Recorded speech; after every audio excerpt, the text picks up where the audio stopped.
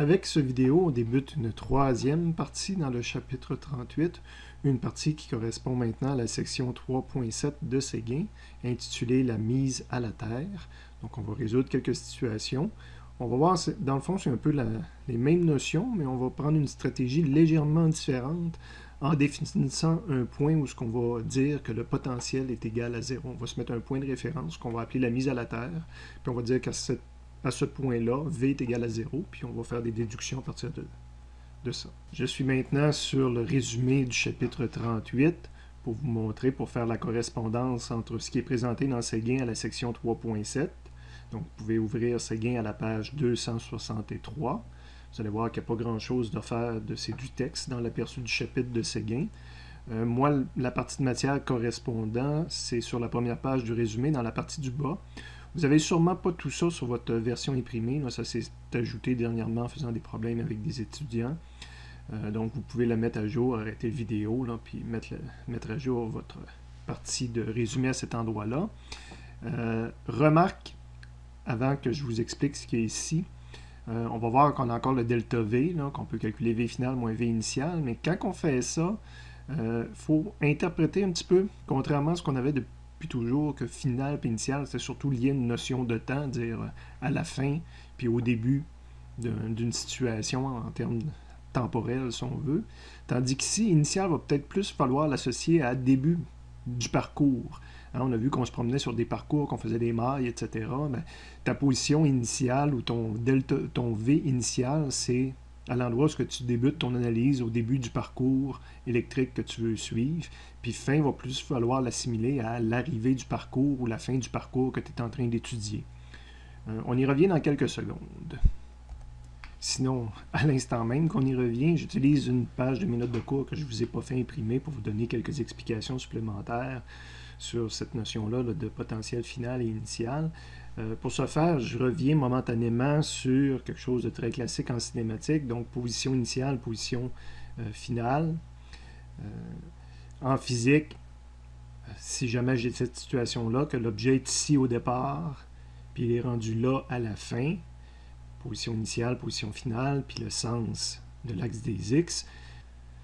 Pour cette situation, le physicien va donc dire, c'est pas tant que le physicien va le dire, que les lois de la physique exigent qu'on stipule que delta X est égal à plus 7 mètres.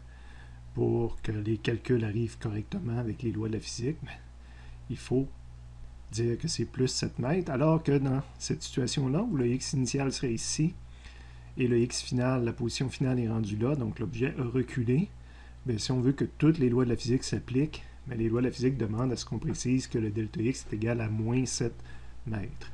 Les lois de la physique sont faites comme ça. Les ordinateurs qu'on utilise pour faire les calculs et pour programmer, automatiser des choses, exemple le GPS, que vous utilisez peut-être si vous conduisez déjà, que vos parents utilisent probablement pour obtenir des parcours des fois, bien, les algorithmes qui sont programmés à l'intérieur du GPS sont prévus, puis c'est pas qu'ils sont juste prévus, ça fonctionne comme ça, il y a un signe associé pour différencier un mouvement vers l'avant d'un mouvement vers l'arrière. C'est sûr que pour le commun des mortels, pour l'être humain, il va peut-être tout simplement dans ces deux situations-là affirmer que c'est un déplacement de 7 mètres. L'objet s'est déplacé de 7 mètres. Mais la physique et les systèmes ordinaires ont besoin de savoir si c'est un 7 mètres vers l'avant ou un 7 mètres vers l'arrière, puis c'est le signe qui nous le dit. On a la même situation avec le potentiel électrique V et le delta V. C'est une grandeur physique qui possède un signe et le signe a son importance pour préciser des choses. Je fais un saut momentané dans le résumé du chapitre 32, la première fois qu'on a rencontré le potentiel électrique. On a calculé le potentiel électrique pour une particule chargée. Bien, KQ sur R, le K est toujours positif, la distance est toujours positive, mais le Q c'était une valeur positive ou négative. Donc ça nous donnait un potentiel qui était soit positif ou négatif. Et lorsqu'une grandeur est positive ou négative, bien, le delta V associé à cette grandeur-là peut être positif ou négatif, dépendant si le V final est plus grand ou plus petit que le V initial.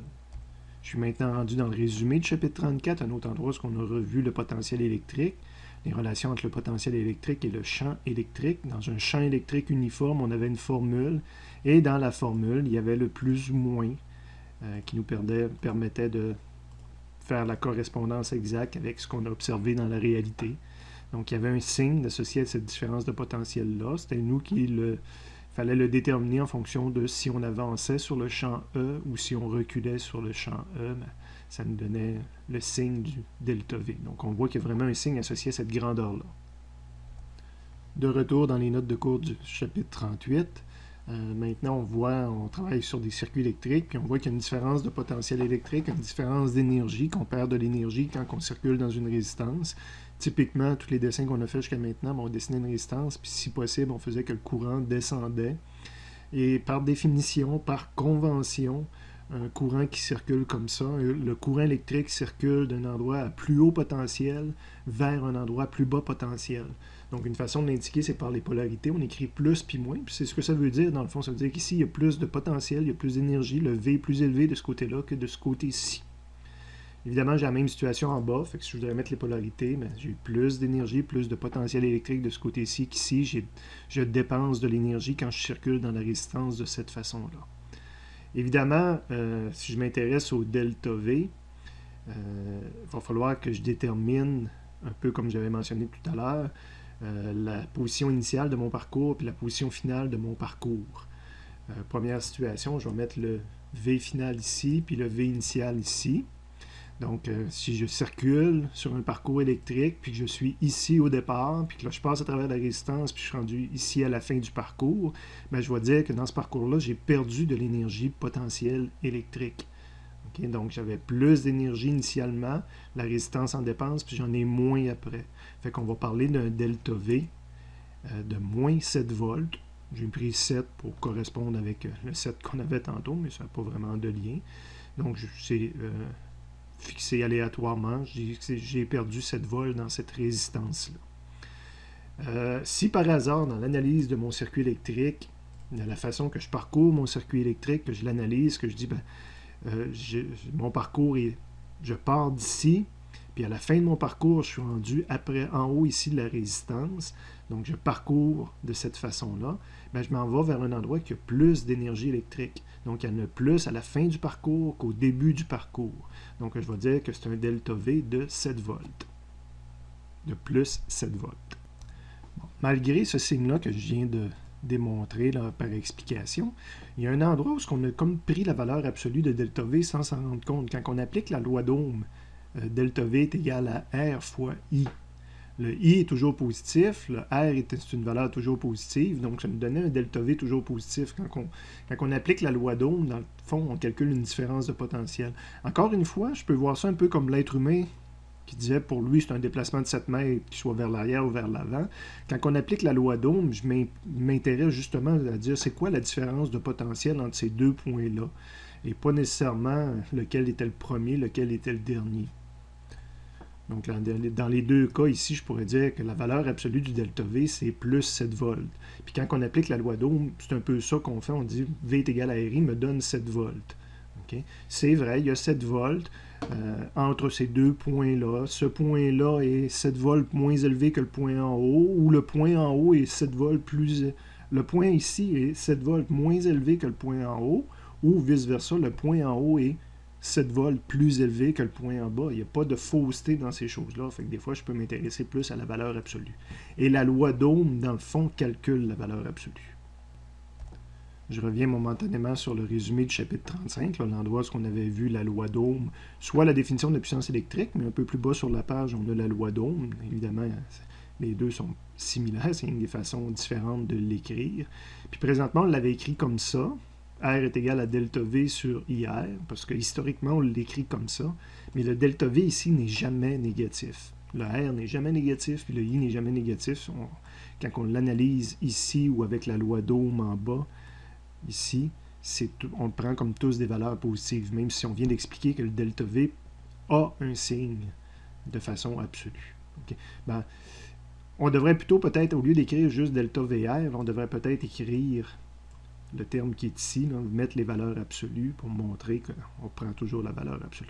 On ne le fait pas, historiquement, on ne l'a jamais fait, mais ici, dans les faits, on prend la valeur absolue. Fait que le delta VR, c'est pour ça que je dis, il est égal à la valeur absolue dans la loi d'Ohm. Okay? Ou encore, le delta VR est toujours calculé en disant dans le fond que je fais la valeur la plus élevée moins la valeur moins élevée, que le final c'est le plus élevé, puis que l'initial c'était le moins élevé. Si on fait ça, ça donne un VR positif. Okay? Donc il faut faire attention à cette petite ambiguïté-là.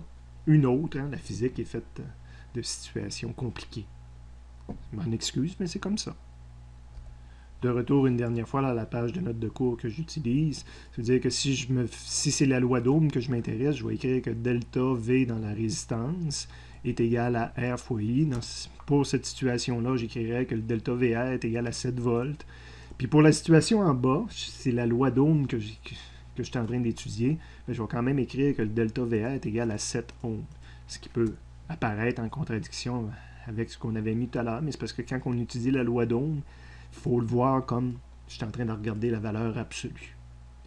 C'est pour ça que dans l'analyse de nos circuits, souvent, quand on va faire des delta V, des fois, on va écrire que c'est moins RI, puis que c'est plus RI. On a fait ça quand on faisait les lois de Maille. Des fois, on écrivait moins RI, puis plus RI, dépendant justement de comment on circule, comment on parcourt nos résistances. Je reviens donc une dernière fois dans les résumés, mais vraiment où tout ça a débuté, dans le chapitre 38, dans le bas de la première page. Donc, quand je vais faire la différence de potentiel entre deux points, donc quand je suis en train de parcourir un circuit électrique entre deux points, mon delta V a un signe, donc on va le calculer V final moins V initial de cette façon-là. Donc, j'ai mis en jaune vraiment la version que je vais rapporter dans ma solution et que je vais utiliser. Ou encore, souvent, on va l'écrire de cette façon-là, dans le sens que je cherche le potentiel à un certain endroit, je vais partir d'un autre endroit, puis je vais additionner le delta V que je vais rencontrer. Donc, je suis parti, si je veux obtenir le potentiel à un deuxième point du circuit, je vais partir d'un certain point du circuit, puis je vais ajouter le potentiel pour passer du point 1 au point 2, si on veut. Ça peut être exprimé sous forme de lettres aussi, mais surtout, ça peut être plusieurs potentiels en série. Donc, ça, c'est mon parcours, l'endroit final que je vais obtenir le potentiel. Je vais partir d'un endroit où je connais le potentiel, puis je vais additionner un premier potentiel pour passer de A à un certain point. Potentiel pour passer de ce certain point à un deuxième point, plus le potentiel pour passer de ce deuxième point à un troisième point, puis ça, je peux le faire plusieurs fois jusqu'au temps que je finisse à B, donc que je suis rendu à ma position finale. Et ces delta V-là, toutes ces delta V-là peuvent avoir un signe, donc c'est ce qui est montré dans le côté ici.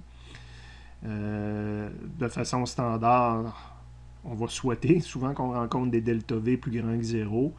Ça, c'est quand je le traverse, on voit, regarde, ça, c'est mon parcours. Donc, si je traverse initialement, en analysant mon parcours, je suis ici initialement, puis que sur mon parcours, j'avance pour me retrouver ici à la fin, là, j'ai gagné du potentiel. Le delta V est plus grand que 0. Et souvent, en premier, ce que j'ai mis, c'est les deux situations qu'on rencontre le plus si on a bien dessiné nos circuits. À l'inverse, de l'autre côté du circuit, je vais descendre dans des résistances. Donc, initialement, dans mon parcours, je suis ici, puis à la fin du parcours, je suis rendu après la résistance, puis le courant est comme ça, donc la polarité est comme ça. Ça va être un delta V qui est négatif. Je vais avoir perdu de l'énergie. Évidemment, il peut arriver les situations inverses, que je traverse une résistance d'ici à ici, donc dans l'inverse du courant, là, je vais être obligé de dire que je me retrouve avec un potentiel plus grand que 0. Excusez. Et même chose ici, là, situation anormale, je traverse une pile en étant ici initialement, puis ici à la fin, donc je la traverse en sens opposé, mais c'est un delta V qui est plus petit que 0. Donc, je ne vois pas le reste. Ça, c'était des choses qu'on avait déjà vues, là, delta V, V final moins V initial, mais si j'écris 1, 2, c'est comme passer de 1 à 2. Là, je l'ai mis en rouge ici, mais le final, c'est 2, puis l'initial, c'est 1. Ou en termes de lettres, c'est le même principe. Ça, c'est un peu l'équivalent de la loi d'Ohm de tout à l'heure, quand on disait que des fois, on s'intéresse juste à la valeur absolue de delta V. C'est parce que je suis toujours en train de prendre le potentiel le plus haut moins le potentiel le plus bas. Potentiel le plus haut, souvent, on l'associe à un plus, là, un peu comme j'ai mis sur les dessins ici, puis le potentiel le plus bas, on l'associe à un moins sur nos dessins. Okay. Donc, on y revient, on va résoudre quelques problèmes. On va voir qu'on va utiliser les deux formules en jaune ici. Là, ça va nous aider à bien saisir ces notions-là.